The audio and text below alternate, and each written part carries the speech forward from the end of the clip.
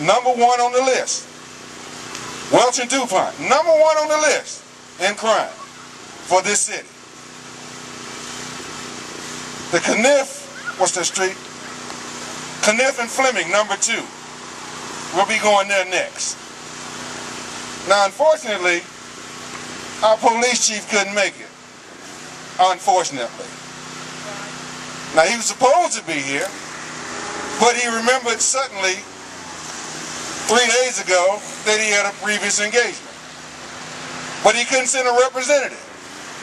Now, can you please explain to me, in a district that has the worst crime area in the city, you can't come yourself, or you can't send someone to represent you? Something needs to change.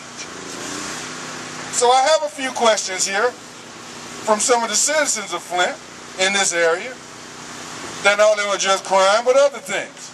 One wants to take the opportunity to reach out and touch or express themselves on it, we'll allow you the opportunity to do it.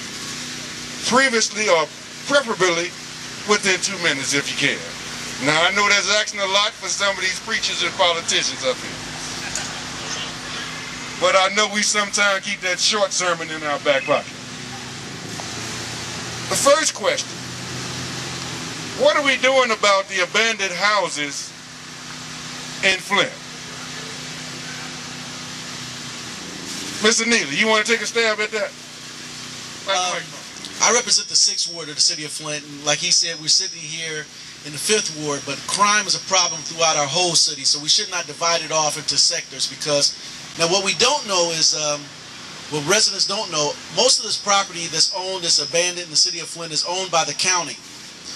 And the county land bank has controlling authority over that property, the tall grass, the boarding up of those structures, and many city officials, such as myself, have been in negotiations with the county trying to get them to cut that grass and to board those abandoned structures up and also to demo those houses. Now, we will this summer have an aggressive demolition program demoing a lot of houses. Now, I don't know about where we sit here in the 5th Ward, what's on the demolition list for this summer, but as I've been told, there will be a lot of demolition this summer, but we all do want to make sure that we report when we do see a vacant structure or unsafe structure or an open structure, and that's why we have these cards I brought today called blight busting. And the first phone number we have here, well, the second number we have here is about abandoned buildings. Now, we can't address problems that we don't know about. So it's many more eyes out here that can report these abandoned structures. When you see a door that's open or you see people that's going in these unsafe structures or children playing, it's important for you to call and report these things so we can take action. And that's about accepting responsibility to make sure we protect our community. If the city don't own it and the county don't own it, somebody own it. If it's the land bank, whoever it is, find out who it is, buy that house and fix it up so somebody next to you can stay in there. It's not, I mean, the stuff that we waiting for is not going to happen magically. It's going to happen by us busting our butts every day, getting out and trying to, you know what I'm saying, plant gardens in these abandoned lots. If you got an abandoned lot next to your house where the grass is high, grow some vegetables so you don't have to pay so much for groceries from Meyer. That's local economy. That's what we talking about.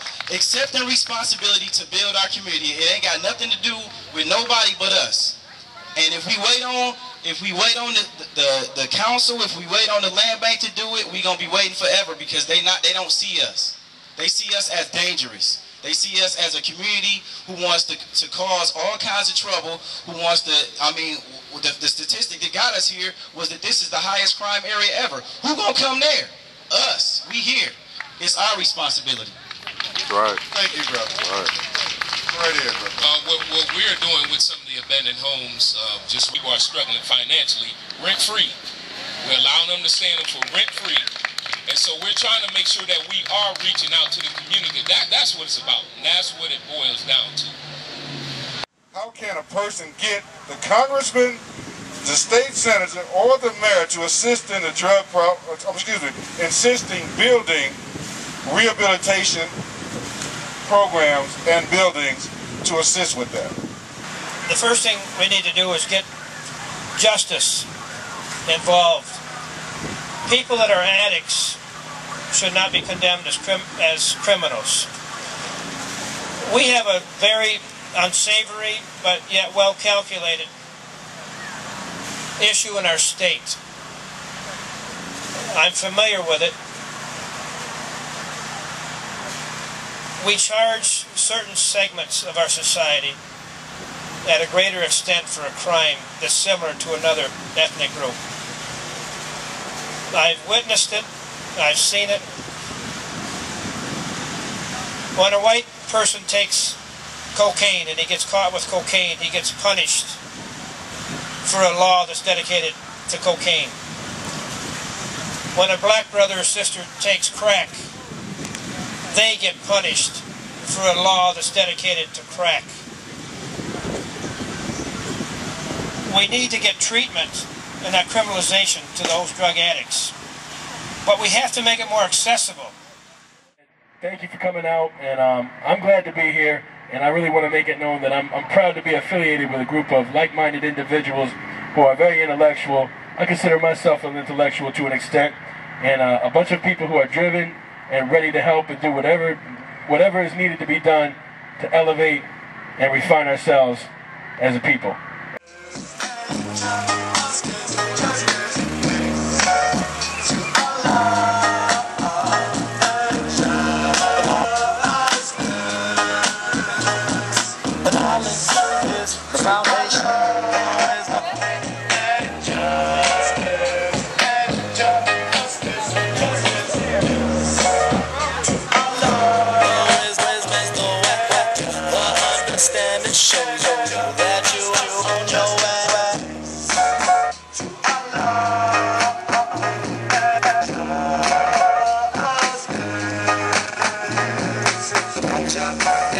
I got the power is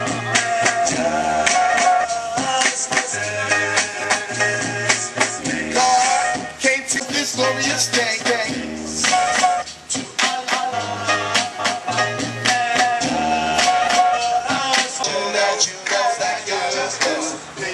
Number 2. To Allah and justice.